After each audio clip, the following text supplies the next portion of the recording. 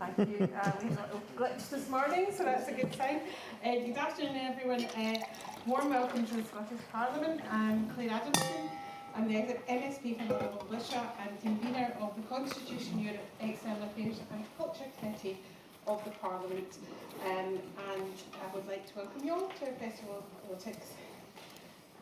We will have some open remarks from the Parliament, from the panel, and we will have a couple of questions maybe from me, depending on how time is going, and then we'll open up to questions from the audience. So we look forward to your contributions as well. There will be roving mics if people want to put their hands up, and we'll get a microphone to you for questions. We also have some feedback loops, so if you're on X, you can use @VisitScottParl or Instagram ScottParl to let us know what your views are on today's events and the discussions. And I'm very delighted to welcome our panel. We have Professor Murray Leith, who's the Professor of Political Science and Director of the CMDCI, Centre for Migration, Diaspora, Citizenship and Identity. That's a bit like my committee, it's like that, it's a mouthful too, at the University of the West of Scotland, and he focuses on Scottish, UK and US politics and society, and has published widely around issues of nationalism, national identity and diaspora. Susan Coftree, has been Director of the International Affairs think tank, the Foreign Policy Centre, since January 2023. She is co-chair of the UK Anti-SLAPP Coalition and SLAPP.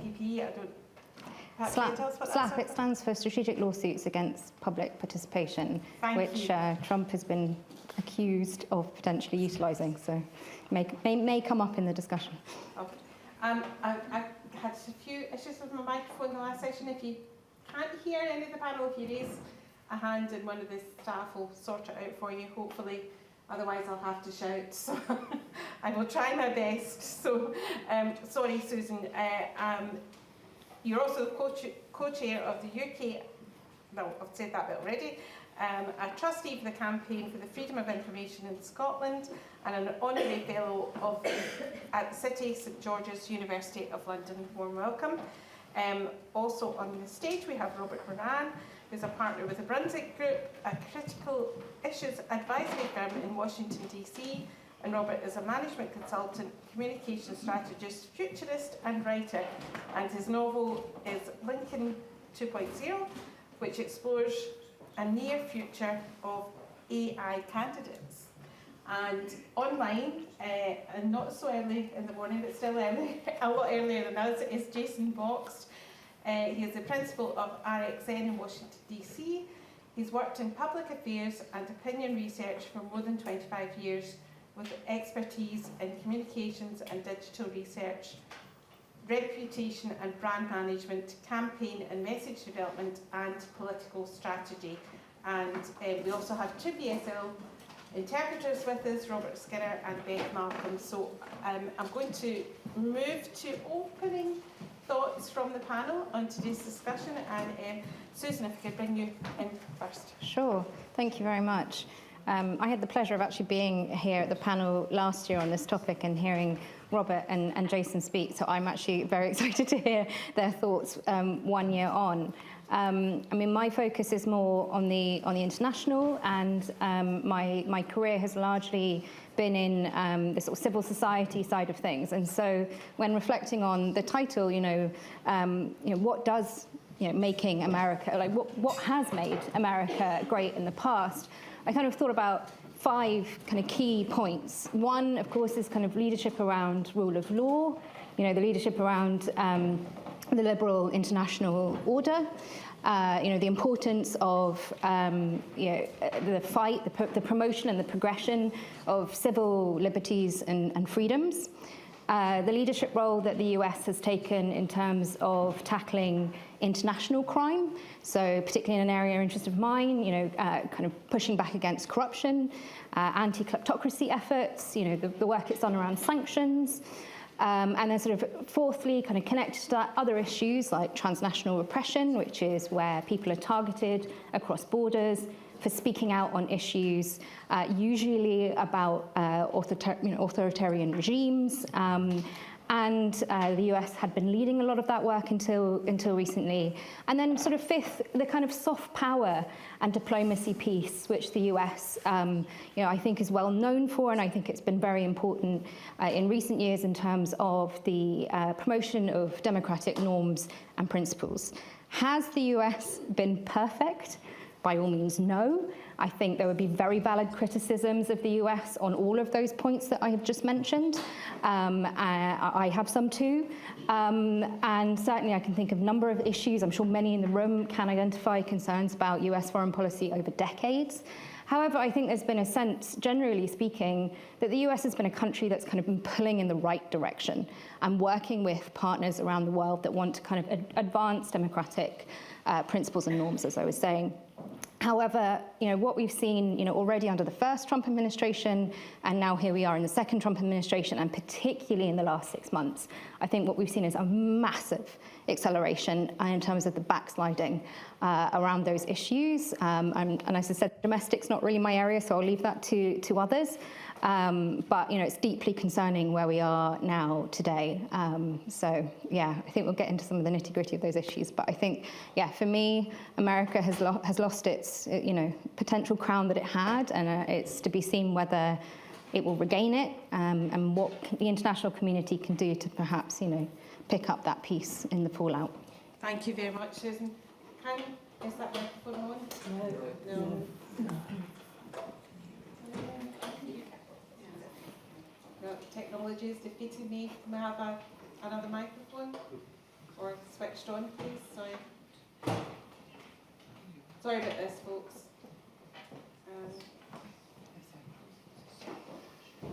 It's not because I want you to hear what I've got to say by any stretch of the imagination.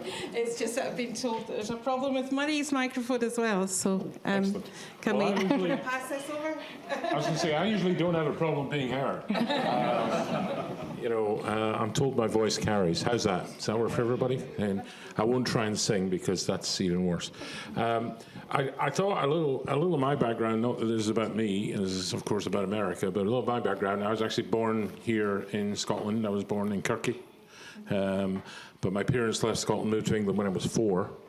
But I've been back, and then I moved around and ended up in the United States, where I studied and lived and worked for many years. And I returned to Scotland 25 years ago. I'm an academic. It's a great job. In many respects, it's a privilege. I study nationalism, national identity, belonging, Scotland and the United States. And I've been teaching American politics since George Bush, the dad, was president of the United States. And I continue to teach it, and it's really fascinating for a lot of my students. And that's where it comes into, I'll pick up on some of your remarks, America has changed. America is not the America that we knew growing up. And don't let this youthful visage fool you, okay? I'm actually a little bit older than I look. But America has changed, and it's been changed because of Donald Trump. He's changed the nature of American politics. He's changed the Republican Party, and almost entirely it's now very much a coalition of his supporters. And we cannot rely on the United States internationally the way that we used to. And the United States does not operate domestically the way that it used to. I teach nationalism, folks. I have to be very careful about what I say. Teaching nationalism in Scotland, I'd lose half the room if I made my personal politics obvious. So I've always taught from what I consider the traditional American professor of values free. But I will say this, I am a supporter of the Constitution. And my concern is that the Constitution is being run over roughshod right now. Every president has a go at the Constitution. Abraham Lincoln, one of my personal heroes, ran roughshod over the Constitution on a regular basis. But as he said, he did it to protect the Union, to protect the Constitution. I'm not sure that what we're looking at in the United States today is to protect the Union as much as it is to protect the individual Donald Trump. And I'll pick up on that point, I think, as we proceed. Okay, I'm going to go straight on and ask Robert to make his opening remarks. Okay, I don't think I need the mic, do I? No, you're mic'd up already. Okay, It should be working. So, just to get to help the audience just think through sort of, I think the first thing we have to discuss is just how we got here. So the Make America Great movement, Make America Great Again movement comes out, sort of grew out of a frustration with feeling that things were off on the wrong track, things were not working, and that people were not making the sort of wage gains that they had hoped, and frustrations. And this comes out of two things: globalization, specifically economic globalization that had winners and losers, and also deindustrialization, which all Western countries have gone through. And I think what happened there was then you had people you had winners and losers. America's elite did not have a strategy for the economic losers in that calculation, other than telling them to learn how to code or something, and that didn't work so well. And so I think what happened is you had America's political elite forget that they needed to make sure the country was wired for success across a range of the economic spectrum. And I think once you had that and you had frustration, it was a jump ball as to which party was going to get that energy. In this case, the Republican Party was weaker after losing to Obama, et cetera. Trump, who was never really much of a Republican, in fact was a Democrat in Manhattan for a long time, sort of reinvented himself and ran and took up sort of bore the standard of this frustration or critique, and that became Make America Great Again. The hat, for example, which is ubiquitous, and I think was an idea from one of the people. And so it's almost like his energy plus the energy of people who were frustrated about the course of the economy and where things were going sort of fused, and that's the movement. The movement took over at least some parts of the Republican Party, and we'll see how much of that continues post. But essentially, if you look at it, many of the tenets of the Make America Great Again movement actually return the Republican Party to what it was like at the end of the Civil War, between the Civil War and World War II, which is, it was a pro-industry, pro-domestic industry development, which was the same general view of the Whig Party, which the Republicans replaced in the Civil War. And it was nationalist and also generally isolationist. And that's essentially what a lot of the policies have returned. So we're not necessarily talking about a new thing in American politics. We're talking about returning to what was the winning formula for the Republicans between the end of the Civil War and the Great Depression.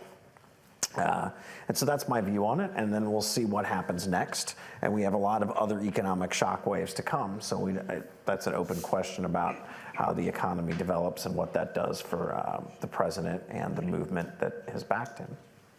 Okay, thank you. And can we bring Jason in finally? Sorry. Hi, thanks. It's good to be here. It's always a highlight of my year to come to Scotland, either personally or virtually, and accept blame for my previous year's predictions. So, excited to start there. I don't have too much more to add. I do have a couple of points I'd love to make. One is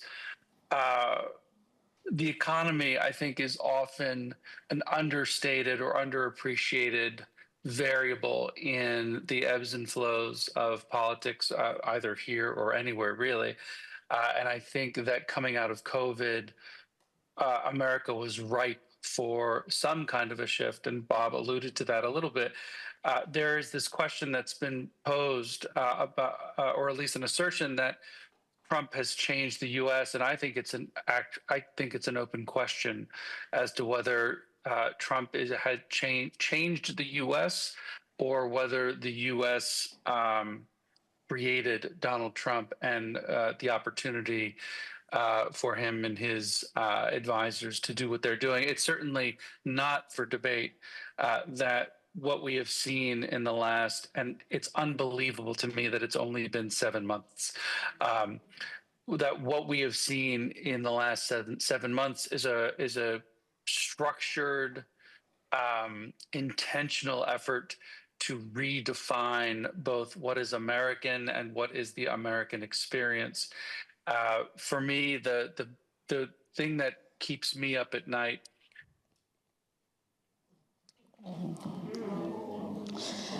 Well, maybe we'll find out. Sorry again, folks. We'll certainly, maybe we should have a wee competition about that. I'm sorry to have lost Jason, but we will get back to him if we manage to get the connection secured.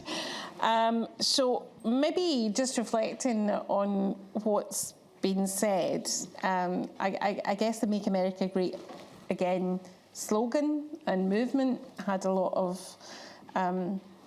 promises, a lot of slogans around it, but the detail of it wasn't really clear to those people who were falling in against it. So now that we have had 7 months of Trump government again, what do you think the reaction is of people on the ground and the American people who perhaps did vote for him? Do you think they've changed their minds? Do you think they've got voter regret? Or do you think we'll see more of the same? And I think I'll go to Murray first for that, please. Well, regrets. I think, obviously some elements, and we see the media do a lot of reports with well, I didn't think they'd do it to me. I thought they were talking about other people, and we know, with the immigration and customs enforcement, we know it's, we've got people like Tom Heumann, his borders are saying we're focused on criminals and terrorists. But we know a lot of people who are ending up in detention are neither criminals nor terrorists. So there seems to be this sweeping movement, which is exactly what many of Donald Trump's supporters wanted and voted for and feel strongly about. But it seems to have gone beyond what some of them thought it might do. At the same time, making America great again, it's a lovely phrase because it can mean whatever you think it means as much as whatever Donald Trump thinks it means.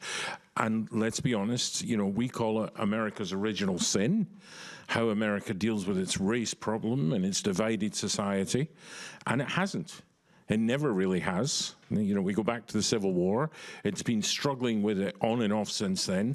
The civil rights movement is just what it is, a movement. And right now, unfortunately, the tide seems to be going a direction very opposite to what it had been doing for the past 60 years.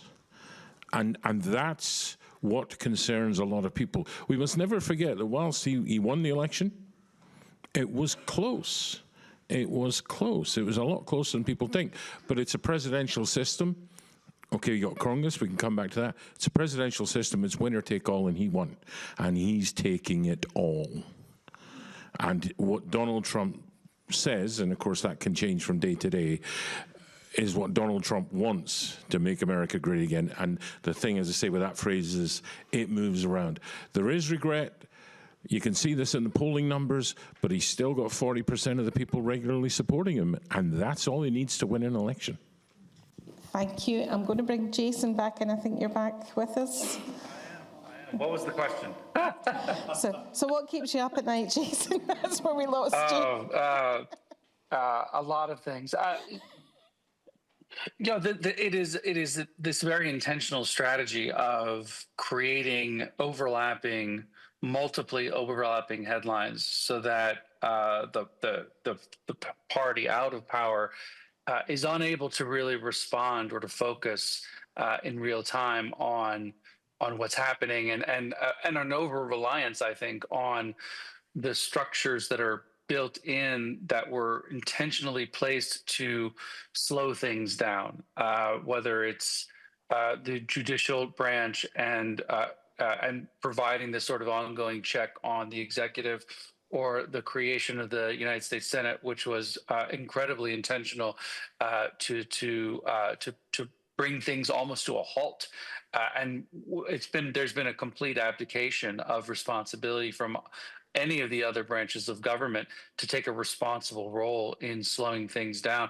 You can have an incredibly interesting and healthy conversation about what's happening in the United States right now without uttering a partisan word, because the destruction of our institutional norms is a nonpartisan state of affairs. This idea of a unitary authority in the executive is, it almost feels like we're reverting back to to the debate that was had 200 and some years ago about whether or not the United States wanted a king. And we all thought, I think, that case had been settled 250 years ago. And yet here we are. You just said it, that 40% of Americans, for better or for worse, are supporting this sort of philosophical shift to invest all of the decision-making power in one branch of government.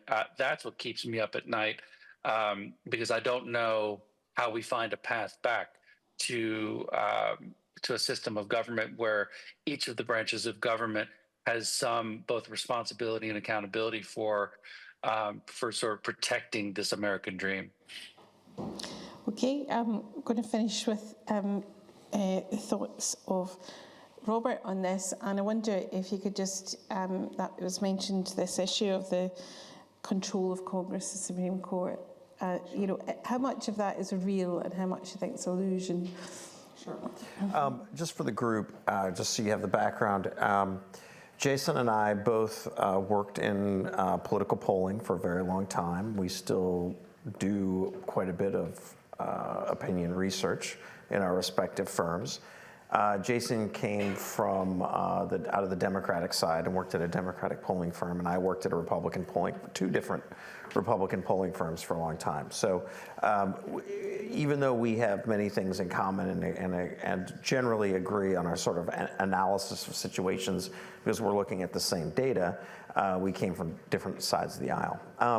Okay, so boy, in no particular order, here's what I think is going on.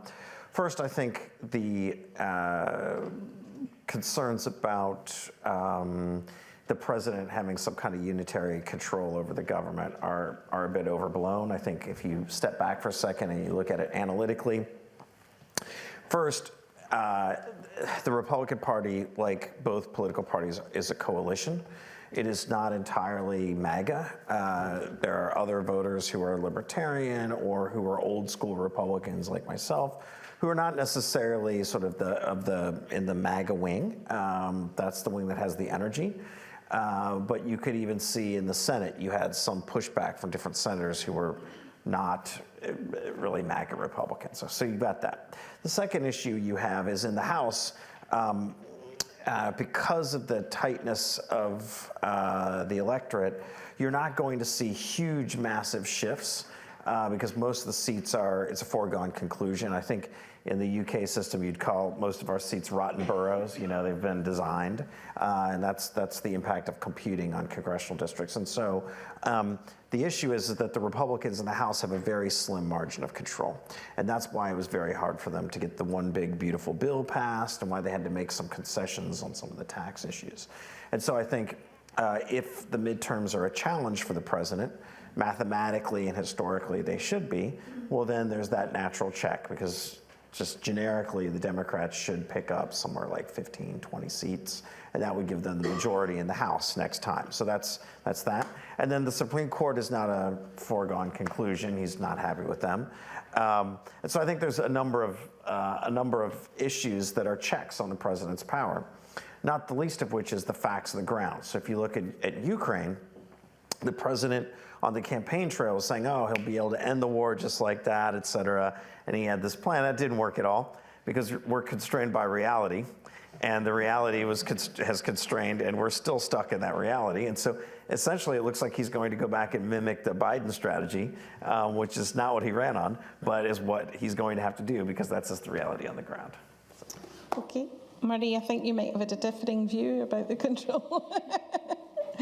Well, I would just point out that, at the end of Trump's first term, the Cato Institute said that he had broken some of the norms of politics and that he'd coarsened, the exact words were coarsened the U.S. political culture. I think he's broken it. He's broken it. This is a man who sits in the White House, and just take a look at a picture of what he's done in the White House, who sits at the White House and talks about running for a third term. And I know people say, oh, he's joking. Donald Trump doesn't joke, okay? These are, if he could find a way around that, I mean, I don't think he's going to be physically capable. I mean, he's got some of the questions that Biden faced, but he doesn't face the questions that other president faced.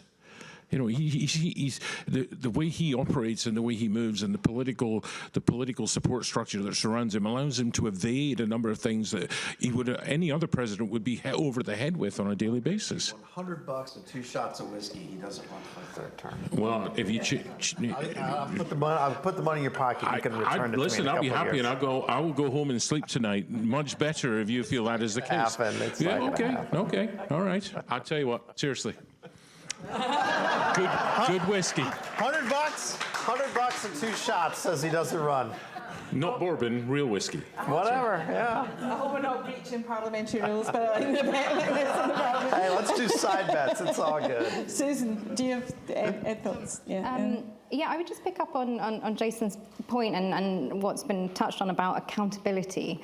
Like, regardless of, Trump's overall control and whether or not he will run for another term, he's certainly gone around dismantling, the mechanisms by which a president and any politician really can be held to account. I think it's quite remarkable, the attacks that his administration have led on lawyers, on law firms, also on the media. I mean, he's really ramped up his attacks on the media. I mean, he sort of started with that in his first term, fake news right from the beginning. But the amount of lawsuits he's opened, him and his businesses have opened against media outlets. He's forced 2 big media operators in the US to give pretty hefty settlements, 16 million. He's currently suing, the Wall Street Journal. I think there is real validity in the concerns about the way the country, the direction it's going, and the ability for the public to really, have scrutiny over what's happening. And he's doing it for, we're talking about America first. I think, frankly, it's Trump first and whoever's flavor of the month second, And whoever that is sometimes the last person, that he's met and spoken to in the room as it happens. But I think you can see from, and the domestic picture is not really my area, but the Corporate Transparency Act, which was a big piece of legislation that came through under the Biden administration, his administration have really gutted that. And that's quite critical because it was really aiming at trying to shut down the use of anonymous shell companies, to try to stop kind of international crime. The US, as a leader in that area, I think have vacated the seat. And so, accountability not just for Trump, but for a number of different areas which will have an international impact is of real concern as well. Okay, I think I'm going to move to questions from the audience. Can I see some hands up? Oh, a hand straight up over here. Okay. Hi, thanks for that.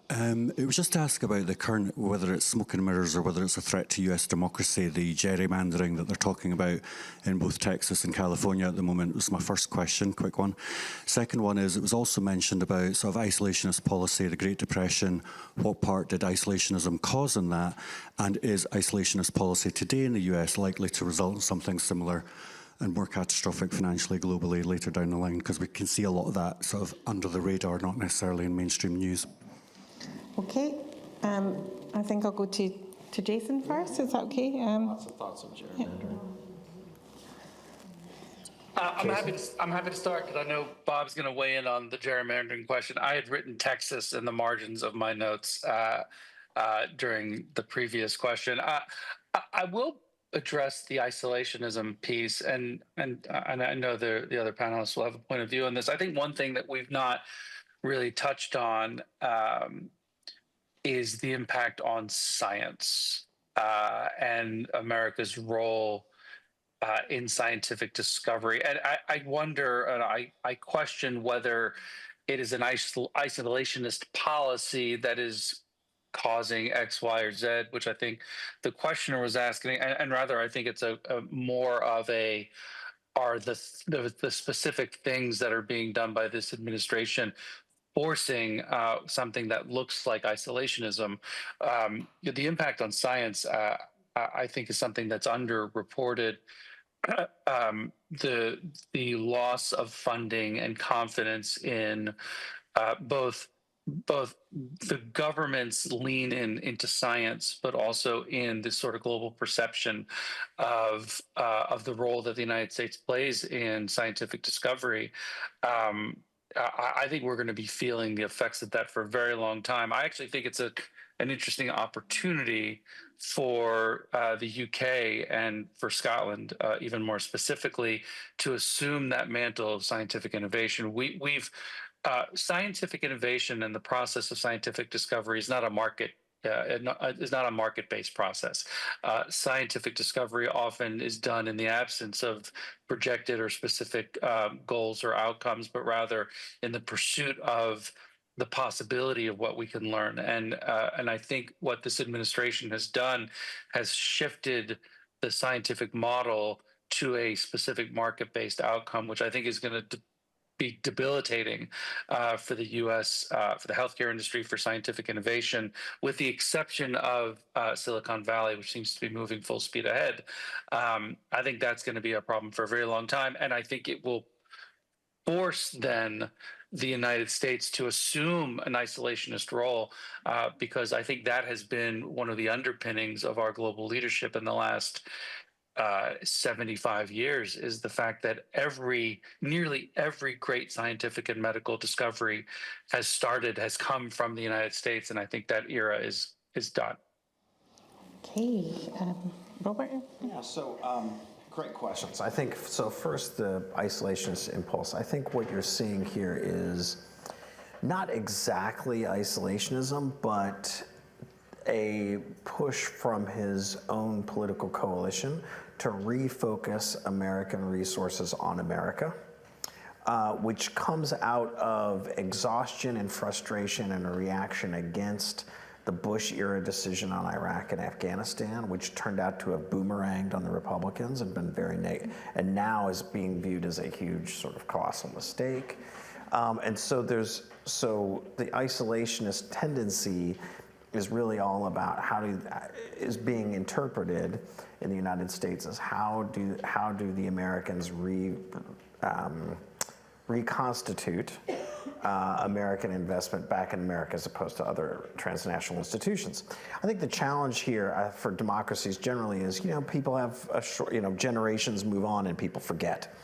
And so, the administration, I think, does not believe just in soft power. It only believes in hard power. And it's transactional, which is a challenge then if you're trying to lead a big league of democracies of NATO. And I think that it's interesting that now he seems to be going back towards the involvement of NATO, seeing its value. And so I think there's something there.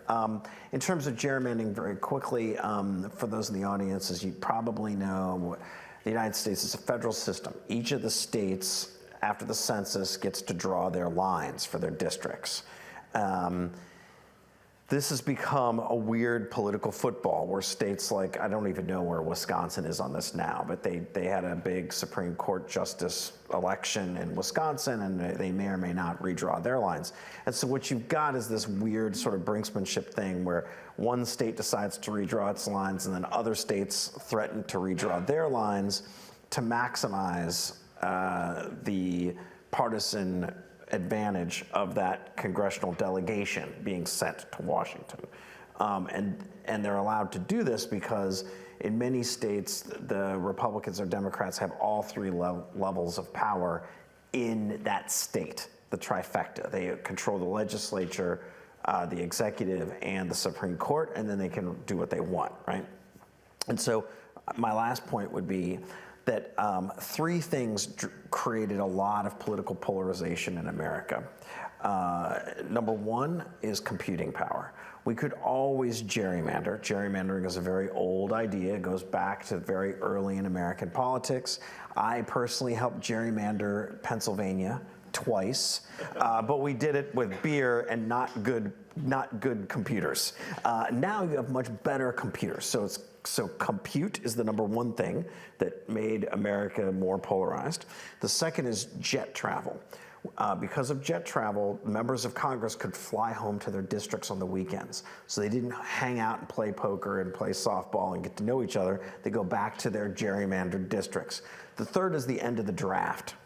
We had a military draft in this country during World War II and then afterwards, and that meant that virtually all the male members of Congress had served in a branch of the military, and they could connect over that. The end of the draft meant they couldn't even connect over cross-cutting military service. And so in my view, those three things have created a lot of polarization, but one of the follow-on effects is more effective gerrymandering, where the political leaders can choose their voters as opposed to the other way. Okay, Marie? That's the big problem. That's the big problem right there. The political leaders are choosing the voters. The voters aren't choosing the political leaders. American people are like, hold on a minute, we're voting the same way, but all of a sudden the Republican Party gets 5 more seats in Texas because they've redrawn the boundaries? Democracy isn't even in the discussion anymore. You know, the American dream, which we could talk about what that is and what that means and what that says, but this idea of one person, one vote, that's gone. That's gone. You know, the politics playing seems to have forgotten the idea that power derives from the people. There's a fundamental American basic tenet, which seems to, as I say, have totally gone out the window. And that leaves democracy in a very challengeable position, especially when it comes to a highly polarized society, where you're absolutely right. America's become much more, we left polarization, we started talking about hyper-polarization. And what's next? It's not pretty. You okay? I wonder if I could just, before we go to the next question, just pick up on that issue about science. So we saw, I suppose, memorable news pictures from Mr. Trump during the coronavirus crisis, talking about, you know, shining lights into people's bodies and things like this. So we know that he doesn't really understand a lot of science as such, which is not a problem if you're listening to the experts. But what we also see is not just with that kind of lack of knowledge, the impact that will have for climate policy. And I wondered if anyone wanted to reflect on that. You've got the microphone. Do you want to go first? I'll fully admit I'm not a specialist on climate policy. I can talk about, we go back to the point Susan made earlier about America being the leader, especially of certain coalitions. I mean, we talked about NATO, but of course there's also the Paris Climate Agreement. You're in, you're out, you're in, you're out. You know, and isolationism versus America first. These are, of course, historical trends. America being the world leader, it was actually bucking the previous trend of American history. And it's something, America's going back to its roots in many regards, making America great again. It's certainly making America the way it was again. And I fully agree with your comments on that. And it reflects an America of the previous century, not the 20th, but the previous century much more, you know. And you talked about the Whigs and that. There was a party called the Know-Nothings, of course, you know, and they were proud that, well, I know nothing. And you're almost seeing that same pride in a certain, and I hate to use the word ignorance because it sounds like an insult, and I don't mean it as an insult, but I'm not interested in anything outside of our borders. Well, I think part of it is that the United States is such a large country that if you live in the state of Texas, you could move and drive 4 or 5 hours and move your house and get a job, and you're still in the state of Texas. So before the Civil War, most Americans thought about the United States as an emphasis on the last word, states. And so they thought of they almost thought of their state as a country, and then the United States is this conglomeration of countries, right? And a lot of Americans still think that way. I think also, you know, the country is so large, and there's always been an impulse in the United States that does not want to be the world's police, or, you know, and a lot of American voters, you know, and Trump did win a plurality of the American vote, feel like, you know, the U.S. is over-indexed on sort of leadership, and that not every solution, not every problem has an American solution, you know, and that's kind of their view. And I'm not necessarily endorsing it. I think that democracies must hang together in some kind of an alliance.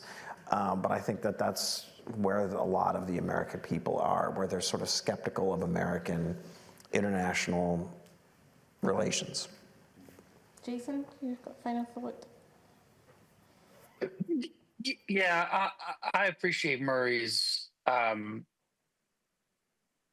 discretion in avoiding the use ignorance, but I do think there is, to a certain degree, a disinterest in understanding things beyond sort of the immediate scope of your sort of day-to-day life.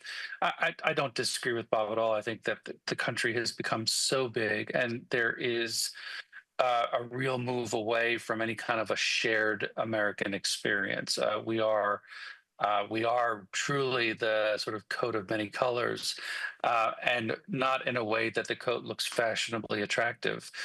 It's actually a pretty ugly coat right now because there isn't a lot tying things together. I do think that it is problematic in the absence of any kind of shared understanding of what that American experience is. It can only lead to more dissonance, more sort of regional and even state focused bias toward political outcomes. I'm not a I've made a habit in the last 15 years or so of coming to Scotland of making really bad political predictions. So why should I stop now? Bob and I have talked about this a little bit, but the individual actions that you're seeing with Texas or potentially California, we're setting ourselves up for a scenario in which these individual states who don't suffer from the size problem of the lack of a shared experience might start questioning the feasibility and the benefit of being part of a confederation where they gain no value. And are we seeing the beginnings of sort of a bloodless civil war, where countries like where states like California, New York, or Texas or Florida, for that matter, decide that the values that they see as truly American are unique to their own state and experience, and it's just not worth that sort of leap of faith into a broader sort of American experience. Okay. Can you see hands up again? I'll take a microphone at the front left here, and I'm looking around the room to see. Okay, thanks. Thank you. Could I take you back to your observations about the rule of law and the independence of the judiciary? You cannot possibly have a country which is great without an independent judiciary at state level and at national level. So my question to you is, how does civil society in America rise up to say, to use Churchill's expression, up with this we will not put? So your solution to that dilemma, because it must be, the nettle must be grasped. Alison, do you want to come in on that one? I mean, I'm not an expert on domestic politics, so I will leave that to others. But what I would say is I think there's an unraveling of like the social contract and our understanding, both at a national level and an international level, of norms in which we can trust, and that if someone says something, you're going to do it, or at least to the best of their ability, and that if there's an agreement, and everything else is chaos beyond that point. If everybody's just out for themselves and there's no rule of law, what you end up with is chaos. And I don't think that can be possible at a domestic level or an international level. And so that concerns me greatly. But yeah, very interested to hear what the domestic landscape Robert is. in. So I think you have different political observers looking at the same data and drawing different conclusions. For the group, it's important to note that that at the state level, many of our members of the judiciary at the state get elected as in the Supreme Court. Those are state elections, interestingly enough. At the federal level, all judges that I'm aware of are, well, not all, they're administrative law judges. That's somewhat different, but almost all judges are appointed by the president, confirmed by Congress, and then they sit. And I'm not aware of them having any sort of mandatory retirement. So many federal judges serve for a very long time until they don't want to or they are deceased. So that's how the system works. So that means on any bench in any district, you will have judges that have been appointed and confirmed by different presidents and different Congresses, same as you see in the Supreme Court. So I think right now in the United States, you'll see executive orders by the president and then rulings by various judges trying to stop those orders. The media will play that as sort of judicial resistance or restraint to the president. The president's folks will look at that and say that it's a judicial coup, that all the folks that are issuing restraining orders against whatever the executive order is, they all happen to be democratically appointed justices. And so they view it as a judicial coup and that they were duly elected by the people and ran on the things that they're doing. And so I'm just trying to give you a sense of that this is how two different groups of people look at the same facts and view them differently. The Republicans right now are saying this is a judicial coup. The American people gave us the power to do these things. We ran on these things. This is what we're doing. It's within the president's right from executive order, which is debatable. And then the media and the Democratic side are saying, no, this is the resistance to the president based on judicial arguments, et cetera. So that's essentially where we are now, just to make sure that there's a clarity on what both sides are claiming. Murray? But the problem is, and I would agree, but the problem is, of course, the president's writing executive orders in which he has no constitutional authority to do. The president of the United States does not control voting. That is a state-controlled issue. The president of the United States doesn't control education. That's a state-controlled issue. Now, how he does it, of course, is through the money and the funding and all that. But the constitutional guardrails are quite clear about this. And you're right, when a judge then issues a ruling, it's, framed in the medium and it's framed by the actors as a judicial coup. But that's what we're looking at right now, is a president who is not interested in following the constitutional rule of order and who is only interested in passing things that the judges then are stepping in and say, well, you don't have authority to do that and you can't do that. But then, of course, the Trump administration just says, yeah, well, we're doing it anyway. I guess the issue is, just for the group, the issue is every president has executed or has conducted executive orders. This president has increased the number of executive orders. I think it's complicated in that some executive orders appear to be well within his reach as the executive, and some are debatable. One theory is that they're using some of these executive orders to push the boundary to see what the court will let them have. Which feels very Trumpy, and others are not. So some executive orders are obviously within his realm of power, given that he has the executive branch. Others are debatable and questionable. I think traditionally in American politics, anything, for example, that would be touching a cabinet agency and its funding, the president would request a budget that would zero that funding out and then would want Congress to do that, as opposed to sort of taking it to the next level. So I think it's complicated, and each executive order is different. And I think the challenge here, which Jason alluded to, is that the president's team had a very deliberate strategy of pushing on many fronts at once for their agenda as a way to basically incapacitate their political opposition because it's too fractured so that they could keep pushing and winning, right? And so I think that's the issue here, but executive order by executive order, these are somewhat different things. Like some of them I think are definitely a stretch, some of them aren't, and that's the problem I think that journalists have right now in reporting it. Jason? Yeah. Yeah. I'd like to just make a couple of very, very quick points. One is, despite the actual framing, it has been often the case in the last few months that judicial rulings that have come out in opposition to Trump White House activities have been initiated by Republican-nominated judges, which is, I think, neither here nor there in the scope of things. A judicial ruling is a judicial ruling, but at least to reflect on the framing that these are somehow sort of Democratic nominations that are intentionally, in a partisan way, undermining a Republican president. That has not really been the case in the last 7 months.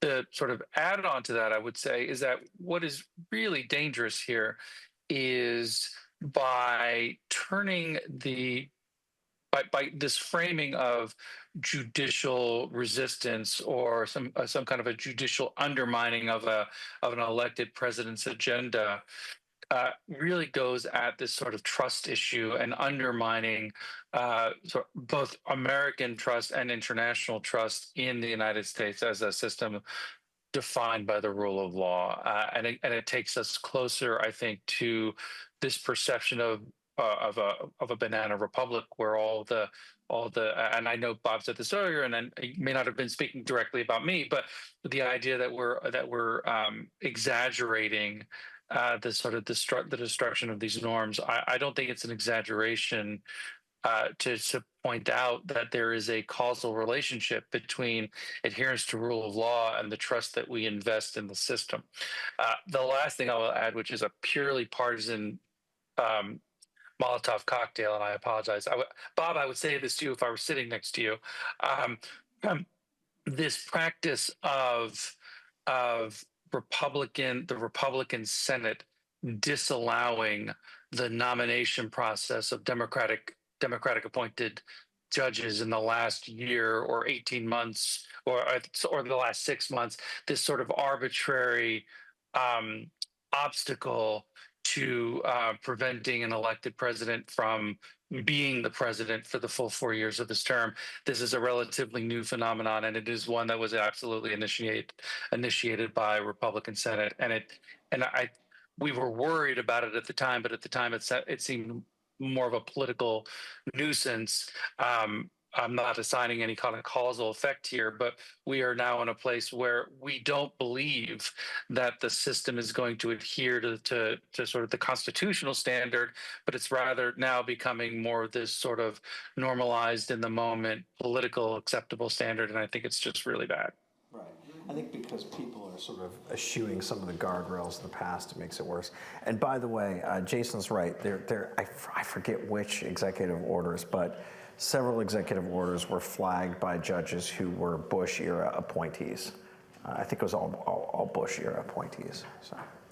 Okay, I'm looking for the hands in the room. Again, I shall go to this gentleman at the end of the row here.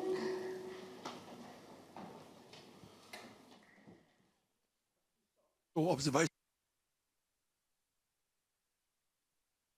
It really has struck me the amount of diversity, and particularly in the flyover states and things, where I came across so many people who didn't know very much about what was going on in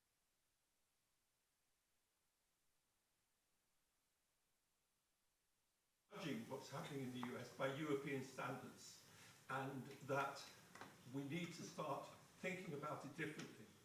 And I wonder whether people on the panel think that's fair, and also, do they think that it may be that when history comes to be written, we are beginning to see a decline of the US as one of the great states or the great countries in the world that we live in. After all, the Roman Empire had some very many bad emperors that made Trump look very reasonable before it. Thank you for that question. Susan, do you want to come in on it? Or, I mean, a couple of thoughts. One, a state in and of itself and, its populace are not one. Multitudes of views and, interests within a country. So, I'm thinking of the US, and particularly in my, remarks when we opened, about how the state, the country of the US has engaged in the world, and the retreat, I would argue, that we've seen of that. And I think the US as a state has been involved in the international stage on all of those issues, at least since the Second World War. And the kind of international order that we see now has been front and center of the US has been and a particularly strategic partner of the UK in all of those efforts. Maybe just kind of harking back to the point, that Robert was making, not that you were saying it yourself, but reflective of perhaps some opinions inside of the country. The US was not, the world's policeman, out of the goodness of its own heart. It understood that it was important for its own domestic, landscape, and that international crime, kleptocracy, corruption, they have an impact domestically in the US, in the UK as well. I mean, the amount of kind of illicit funds that have gone into rural businesses, industries, driven up house prices, seen the collapse of some industries because illicit wealth is very rarely used to actually, invest properly and further those industries. So that's happening inside of countries, and I think the US was quick to recognize that.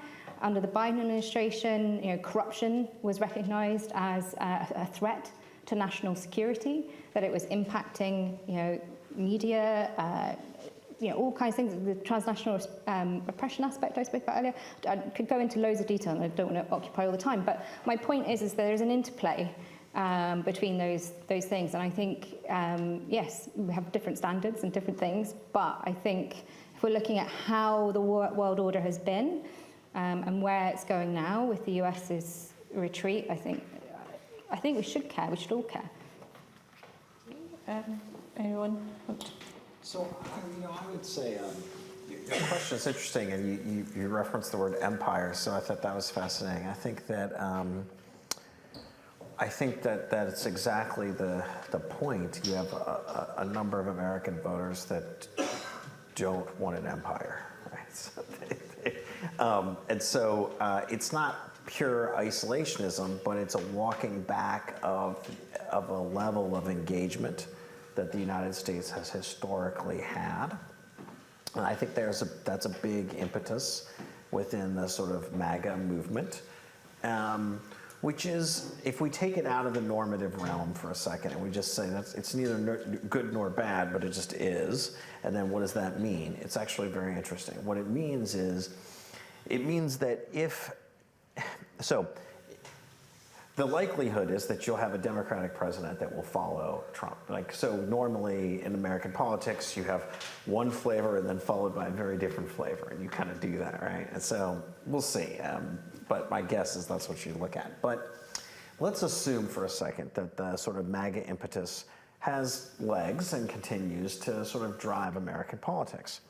Then I think you're looking at a United States that is less demonstrative in terms of what it wants, much more transactional, both with democracies and non-democracies, and maybe less energetic in terms of how it uses its force, choosing to focus on just major areas of its economic interest, which would be the Pacific Rim, which is the Trump focus right now, is the Pacific Rim. And I'd close with one other thought, which is that, you spoke to the diversity of America.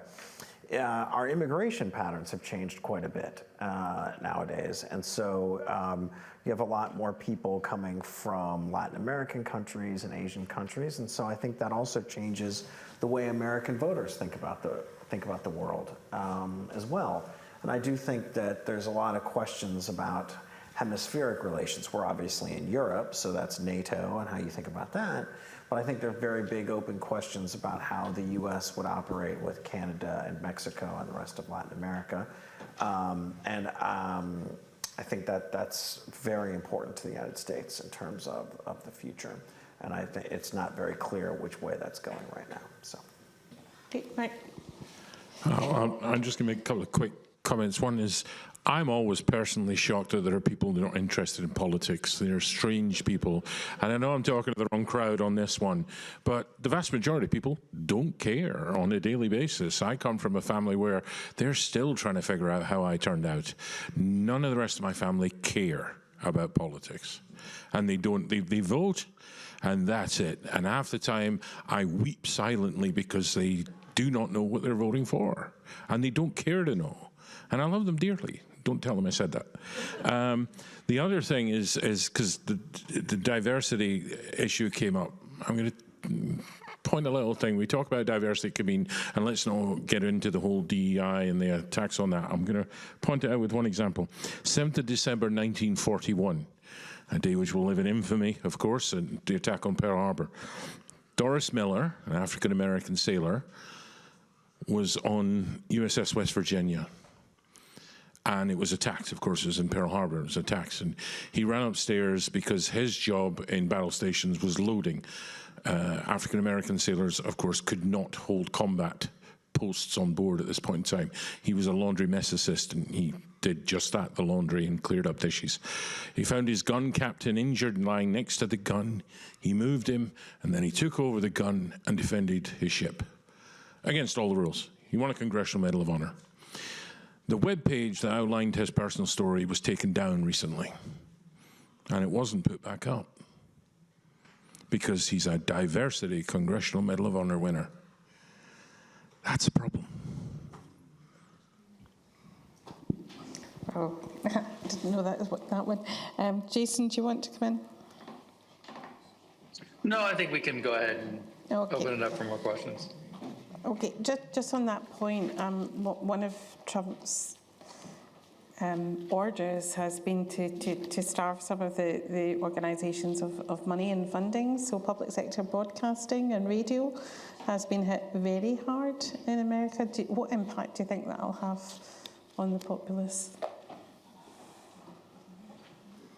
Jason, you want to take that? Okay. I put that executive order sort of in the same category. It's NPR, it's Voice of America, but as you think about it's sort of the whitewashing of American history. These recent complaints about the Smithsonian being too focused on, maybe slavery wasn't so bad, or slavery wasn't as bad as they're making it out to be. I think anytime someone comes into power with a vision toward maintaining that power, it's in that person's best interests to control not only the flow of information, but the content of that information. And I think you're seeing a systemized effort by the Trump White House to both change the way people are evaluating recent history and current history, but also to control the levers and the way in which people get that information. The media landscape has been shifting for a long time, but and there's always been, by the way, sort of this small but outspoken group of people who have railed against public broadcasting and the role of the state in providing a forum for information, whether you think it's biased or not. But the idea that we are removing funding both domestically and internationally from some kind of a moderated view of current events, I think has tremendously negative implications over the next 10, 20, 50 years. So, can I respond a little bit equal time on this one? Very quickly. So, so what we're talking about is taxpayer funds for state-run radio and television. I think some of these are different things. So, Voice of America, obviously, Cold War era, pro-U.S., pro-democracy communication. That's one thing. And then there's NPR, which is both radio and television in the United States. A very small percentage of its budget is actually federal tax dollars. It could probably operate without any tax dollars. And I forget what it is, Jason, you probably remember. It's like 8% or something. It's like between 5 and 8%. Right. So you could either look at this and say, we should pay the 5 to 8% of its operations to keep it going, or it doesn't need it. It already raises, it already gets 92%, it's fine. And so I'm generally of the view that it could be spun off and just be handled by donations and everything else that it's done, because it's right now is operating with 92%, give or take, non-government funds. And so I think that's what the argument is right now in large measure. Conservatives have for years wanted to spin off, not get rid of, but spin off NPR and just say it could just be its own thing and funded by, philanthropy or what have you, but not state-backed. And they had concerns about state-backed media for obvious concerns about state-backed media. So. I was just struck by and this is just the huge cultural difference between the United States and the United Kingdom there. Obviously, this is the land of the BBC. So, from that perspective, we're big fans of state media, and a lot of European countries are as well. Whereas, of course, the American things take it. So that struck me as a big cultural difference. But my comment is, as an academic, and also, the many universities under challenge, and we go back to Jason's comment about, some of the scientific funding and elements of that being withdrawn from universities. When governments start saying, we're restricting your access to information, or we're not giving money to support this, we're not giving money to support that. And when a government starts banning books, which of course has always been an element of American society, so we ban books on this side of the pond too, it makes me very nervous. And when that's done, come on. But hear me out. The idea is not that you would end NPR. It's just that it wouldn't get tax revenue. If it's already running on, let's say, 92% is non-tax revenue, we're not saying that their argument is not that it would end. Their argument is just that people wouldn't be putting their taxes towards something that is always going to report in a way that they just can't stand. So the idea is it just gets spun off. That's not censorship. In fact, it's the opposite, because it's not state-backed. Yes, but it would have a board, it would have philanthropies, different foundations could give to it. When that 5 and 8% is often then used to say, look, we've got 5% here, can you match it? And you can, and they get matching from philanthropy and private funding organizations, which is what the base builds from. You take one brick out, fine. You take 5 and 8 bricks out, and the building starts to wobble. The bottom line is, one of the things that the Trump administration has is a huge backing by certain media organizations who are regularly parroting the line, and a lot of Americans are listening to this on a daily basis. And when a government says, we want to stop giving you money because you're saying things we don't like, you're on dangerous territory. Okay, is a lady here just in the middle? Lady in the, that's. Thank you.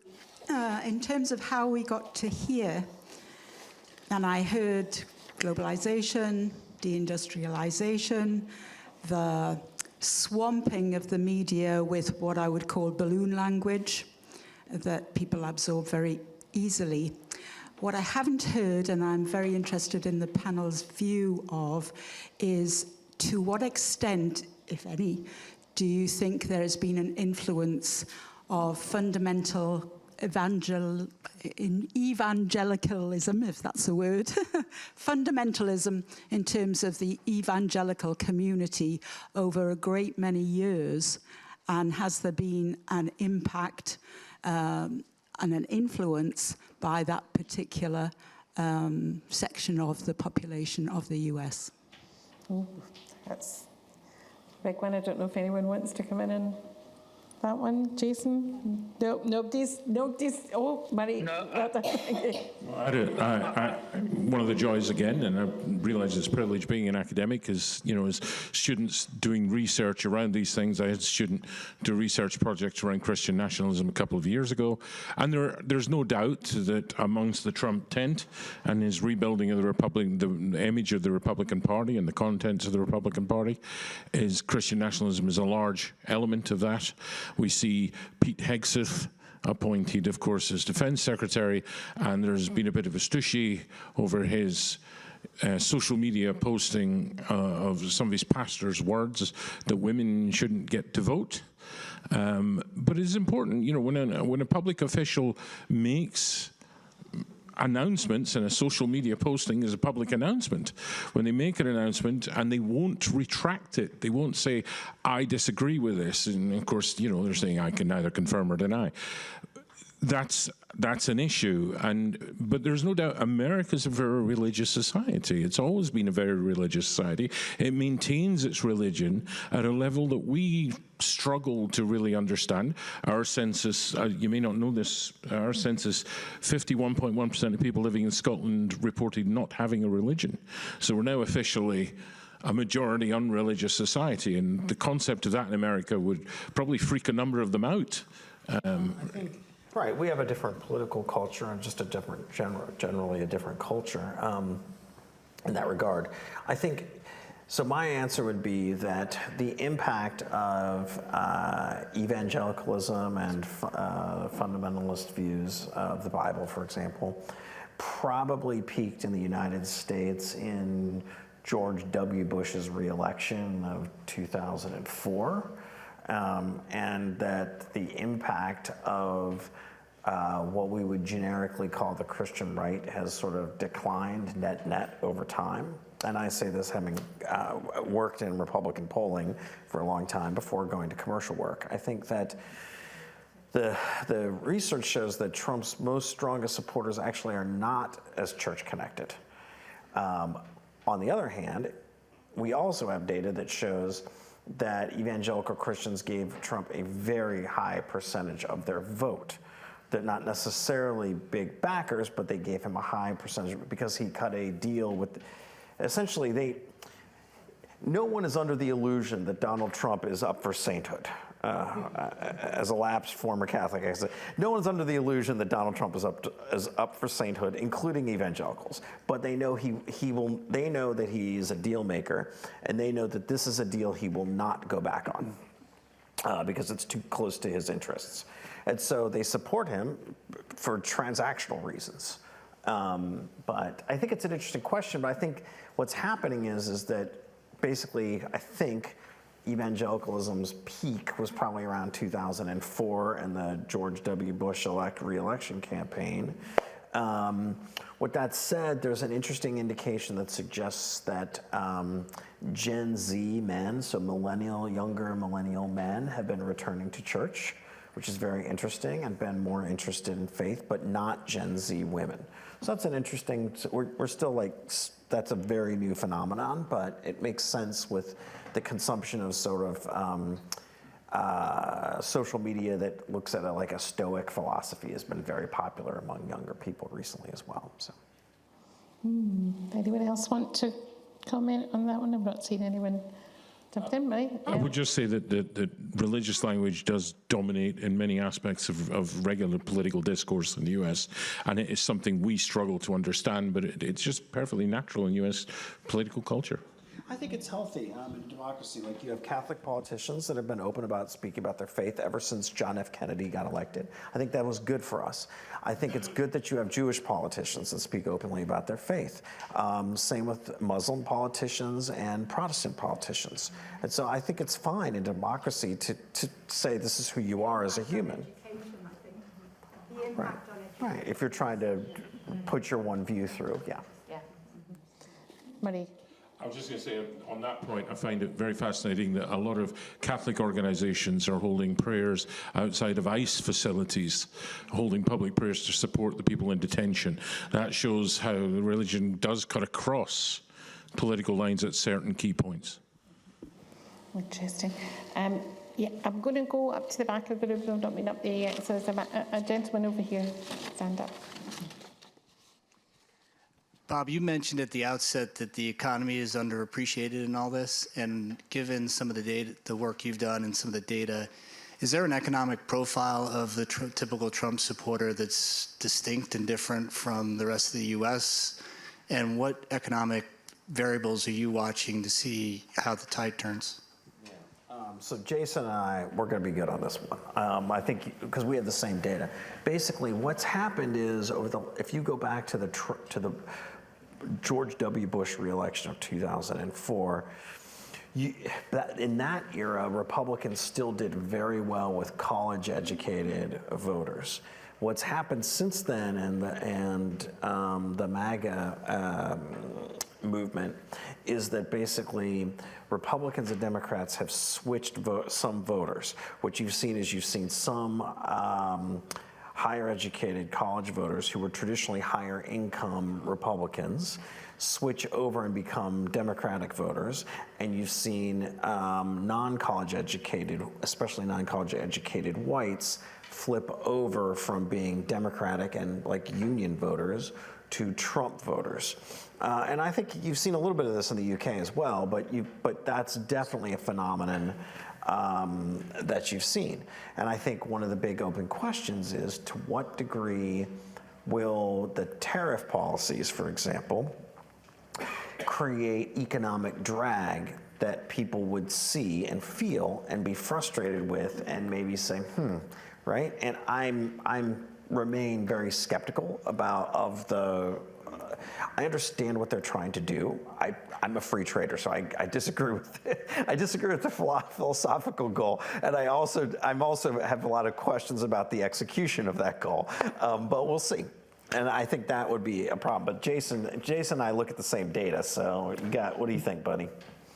Yeah, I think that question, when it was put to us in 2016, the first time that Trump ran, I think it was very, very clear that he was speaking to a particular profile of voter that was lower class, lower to middle, lower class, working class.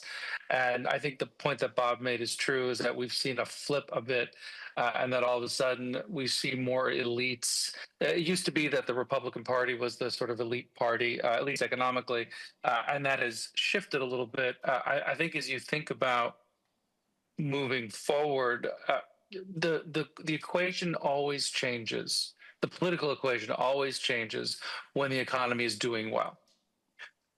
And what we saw, whether it's a causal shift or whether it was just correlated, but coming out of COVID, the frustration that Americans felt with their economy, which was a frustration, and we touched on this in last year's festival, the COVID impact globally on incumbent parties, it was universal. What we saw and I think what really enabled Trump to become the president was not because he was such an awesome candidate, but because he was the alternative to an extension, to a continuation of the Joe Biden economic policy, which didn't stand a chance in sort of this post-COVID economic political reawakening. I think as we move forward, Bob's point is right. Whether the economy continues to drag, whether the perceptions of the economy dragging remain, because as many of you I'm sure know, public opinion about the economy is always a lagging indicator and is often disconnected from economic reality. But if those two things continue to align, where both the economy is dragging and perception of the economy is dragging, then you'll see that filter down at the electoral, at the voting box. Polling today would suggest that we're beginning to see some of that his approval numbers are they're a hodgepodge of reactions to the range of things that his administration's been doing. But at the end of the day, if people are discomfited by economic indicators, by the price of milk or eggs or the price of gas, that whoever's in charge is going to suffer for that. Okay. Susan, Marie? Somebody said a long time ago, it's the economy, stupid. And when it comes to elections, you can't be underwater heading into the election. Otherwise, it's going to cost you, as they've just said. I think we can squeeze one quick final question in. I'm going to go to gentleman over here. Thanks.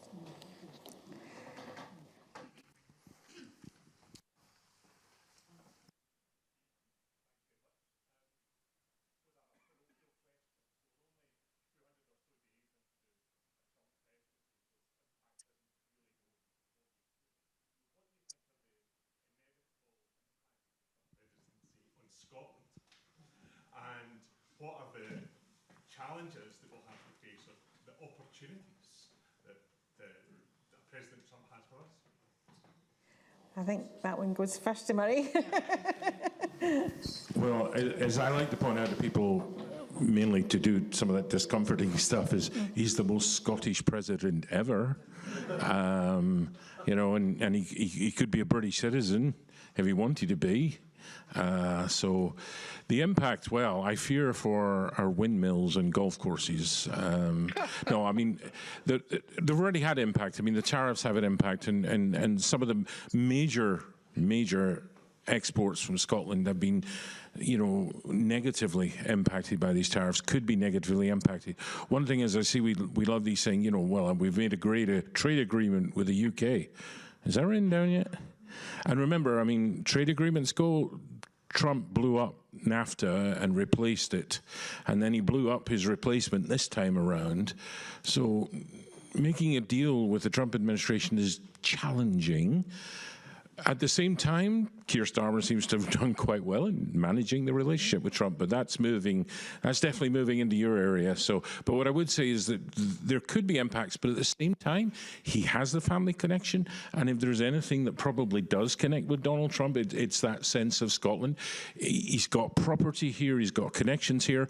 I do love it when the Air newspaper says things like local hotel owner wins presidency. I still think that's the best headline I've ever read, but he does have, Donald Trump is very, we've heard the term transactional, and he's very Trump-focused, but he does have affection for Scotland. At the end of the day, that might be the one thing that helps us. I very much agree with that. I mean, he's got vested interests here, as Mary's outlined, and I keep trying to think of an alternative for Trump card. Like, how can we get away with using that phrase? But effectively, you know, Scotland has a sort of Trump card in the sense that there is that relationship with Trump here and that sort of soft power. I think Keir Starmer has you know, walked a delicate line in the last 6 or 7 months, particularly. I have to say, I'm surprised an hour and a half in we haven't mentioned a lot of the recent events of the last few days in terms of internationally. And what's been happening in the White House and in Alaska. But, you know, I think, you know, there are going to be a lot of challenges in that area, and European security, of course, is a huge concern. But maybe one of the positives is that we've seen a closening relationship with Europe, which I know Scotland, you know, very much positioned itself in wanting to strengthen in that area. So yeah, I haven't got a crystal ball though, so who knows what will happen in the long term, especially given how much happened in 7 months. I mean, my take is, yeah, the president's a business person. He loves Scotland and he has a lot of money here, so that's good. And I also think that the United States is going to end up being a more balanced player in NATO. And so that would theoretically have an impact. I think that, as you're already seeing, the EU take on some stronger, more muscular stances, and I think that is good, and could be good in some future. But I think also the special relationship between the U.S. and the U.K. remains. It was the first deal that got cut, so it's like, yeah, it's good. Okay, Jason, I'm going to invite you in last on that one, and also could you maybe wrap up your final thoughts for the audience as well? Sure. Yeah, I don't think that the U.S.-UK or U.S.-Scotland relationship is in any way under some kind of a direct threat, despite the fact that I gain an abiding joy from seeing some of the signs that the citizens of Scotland put up every time Trump visits their country. I do think that the UK and Scotland will be indirectly affected by ongoing events in Europe, particularly as it pertains to Ukraine and Russia. As other countries in the region begin to react, I think it's inevitable that the UK will be forced to take to react or take different positions based on those European realities.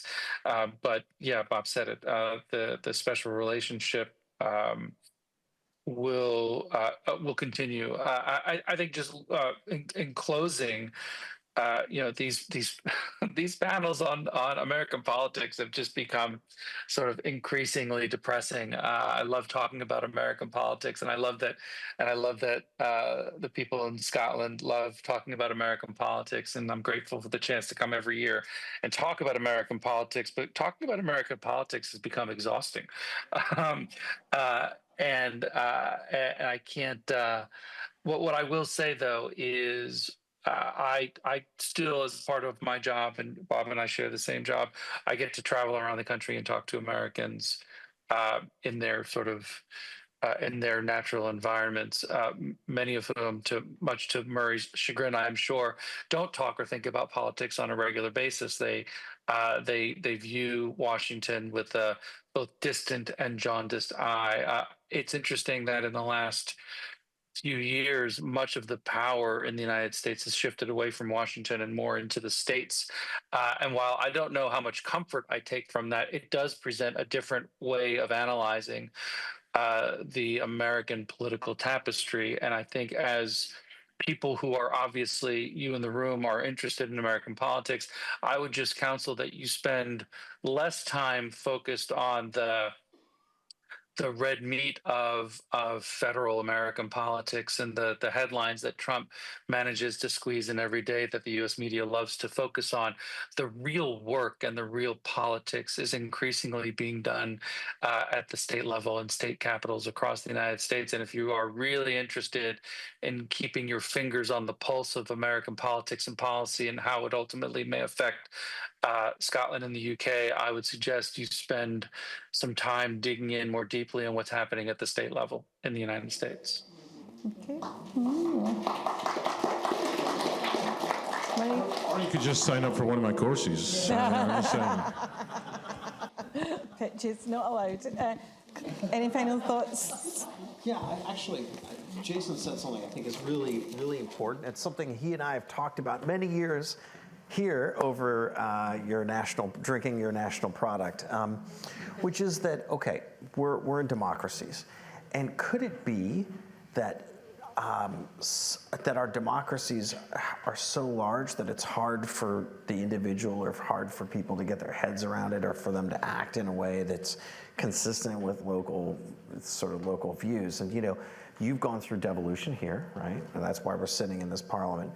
And it's really sort of an interesting question. I've been really mulling over. It's like, at what point does a society become so big it's hard for it to operate democratically at that scale, and does it need to have a democracy at those subunits?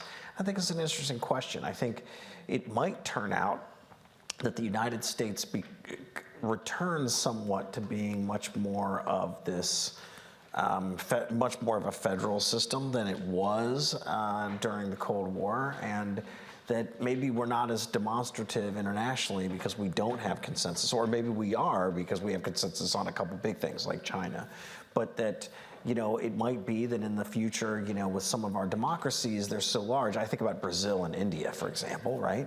That a lot of the effort a lot of the difference and a lot of the energy and a lot of the innovation might be in different states. And that might not be bad. I mean, I think everyone in this room wants a democracy, okay? So it might be that maybe that's what it looks like. It's more devolution, and you're still connected to these larger organizations like the EU or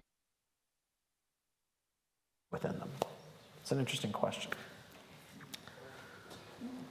It comes as no surprise to say that, all joking aside, I believe that the answer lies in education. I think there comes responsibilities with the rights of being a citizen, and I think that some of the moves that we've made recently, we need to realize that the world changing significantly, the way that we communicate, the way we engage is changing significantly, but the nature of democracy requires all of us to understand that we have those responsibilities which we must exercise as much as we like to exercise the rights. And I think that's something we just need to drive home through our education. We talk about civic education, and I just sometimes feel that we don't do it as well as we should. At the same time, I would say that we are going through yet another what we call industrial revolution. Who knows what it's going to look like out the other side? All I know is that just as my father couldn't program the VCR, I'm like, another app? I can hardly handle the ones I got on my phone. So. Susan? I would just build on what you were saying there, Murray. I think I was at an event a couple of months ago with colleagues working on the kleptocracy space in the US, and they were really sort of sounding the alarm to us that were there, saying, you know, just be aware of what's happening in your own, you know, countries, and you know, standing up and making sure that you are protecting, you know, those fundamental freedoms that we so often can take for granted. And I think there's also, you know, there's always going to be shifting global dynamics. There's opportunities for countries, particularly even smaller countries, to really kind of be exemplary on the world stage in terms of the actions they take and living up to those democratic norms and principles. So as we're sitting in Scotland, I think there's a real opportunity for Scotland to do that, but also the UK. Can I ask everyone to thank the panel in the usual manner?